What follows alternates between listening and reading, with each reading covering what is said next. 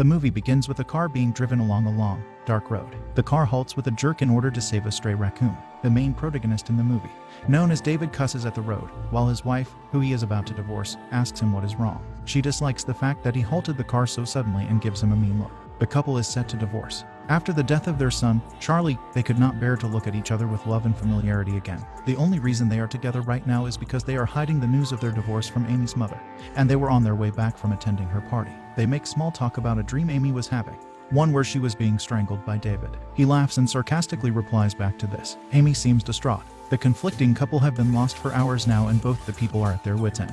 Amy cuts up an apple to eat a slice, but amidst her tiredness and frustration at being alone with a man she's about to divorce, she cuts herself, questioning David about why he turned away from the intersection. She glares at him. He replies back equally angry. They finally reach a gas station. Upon arriving, a stranger suddenly knocks at their window and tells them that the way that they headed is actually the other way. He takes a look at their engine and upon inspection notifies them of a discrepancy due to a rock hitting them. The stranger assures them that they will still be able to reach Downey, the town they are headed to. The couple thanks him and pays for his service. After driving a while, the engine makes a disturbing sound and the car stops in the middle of nowhere. The bickering couple has no choice but to walk at least 2 miles back to the gas station, where a motel was. The whole time they argue about their lost son. They knock at the gas station but no one answers. They keep walking and find a secluded motel. They hear some woman screaming and crying but still ring the bell. The motel manager climbs out of a room and tells them that the mechanic they are looking for will be back tomorrow morning, and that they are welcome to stay at the motel. He offers them the honeymoon suite.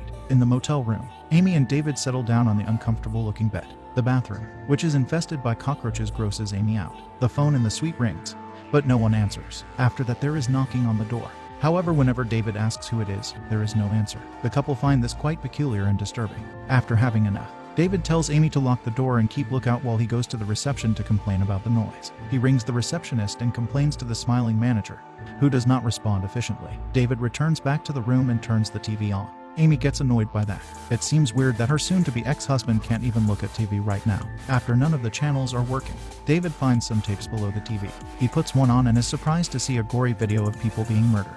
Upon further inspection, he comes to the hard realization that the room and the tapes are the ones they are in. He shows Amy and she is beyond terrified at what she is seeing. It seems unreal. The lights go out and flicker while the door bangs loudly. Scared, Amy tries to look for an escape. When walking to the bathroom, they notice the apple that Amy was eating in the car, now sitting on the bathroom sink. David and Amy decide to run out, but a tall, masked man starts walking quickly towards them. They have no choice but to run back to the room. They try to get the bathroom window open, but someone appears at the bathroom window as well. Having had enough, David and Amy both scream at the masked figures that keep appearing out of nowhere. David runs to the telephone booth and tells Amy to stay in the room and try to distract the killers. She keeps seeing someone by the window, outside by the booth. David calls 911 but is horrified when the operator turns out to be manager of the motel. David runs out of the booth as a car tramples on it. He rushes back to the room while the car is chasing him. Amy takes him in and hugs him close. Fast forward to a couple hours later.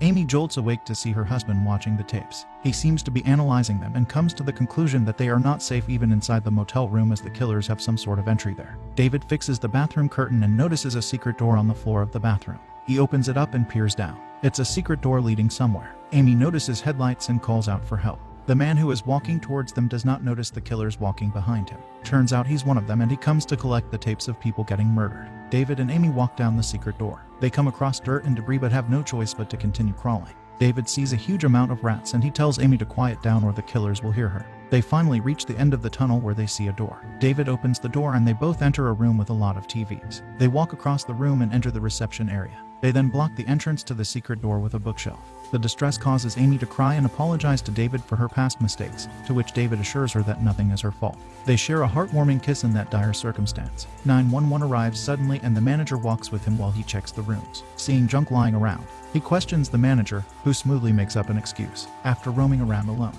the policeman finally discovers the tapes of murdered people and pulls out his gun.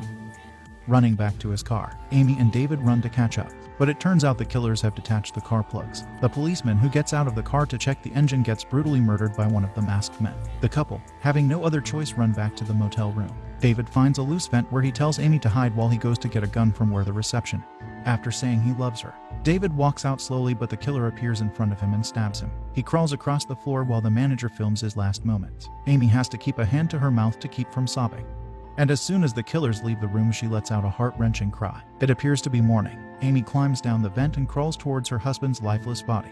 not noticing that the killer is behind her. She finally notices and runs to her car, hurrying inside and starting the car. One of the killers jumps on top of the moving car and breaks the sunroof, trying to grab Amy's neck while she drives. She crashes inside the motel room, hitting both the killer, killing one while the other is trapped by the car, slowly bleeding to death. Amy notices someone else coming and runs back outside. The manager discovers his helpers' bodies and cries out. Back near the manager's room, Amy grabs a hammer and waits for him to enter. No one walks in and she reaches up to grab one of the guns decorated near the ceiling. The manager grabs her from behind and chokes her with a belt. She stabs him in the eye. He punches her again and again, making her bleed and stutter. He sits her beaten body up against the couch and points a camera at her. She kicks him and tries to run again, but he grabs her and throws her on the countertop into the floor, failing to realize that he threw her right where the gun was. She grabs it and shoots him twice. He dies. Amy runs back to her husband. He takes a deep breath. Turns out he's still alive. She quickly calls 911 and notifies them of what happens. The disastrous night is finally over. Amy rushes back to David and kisses his face with her.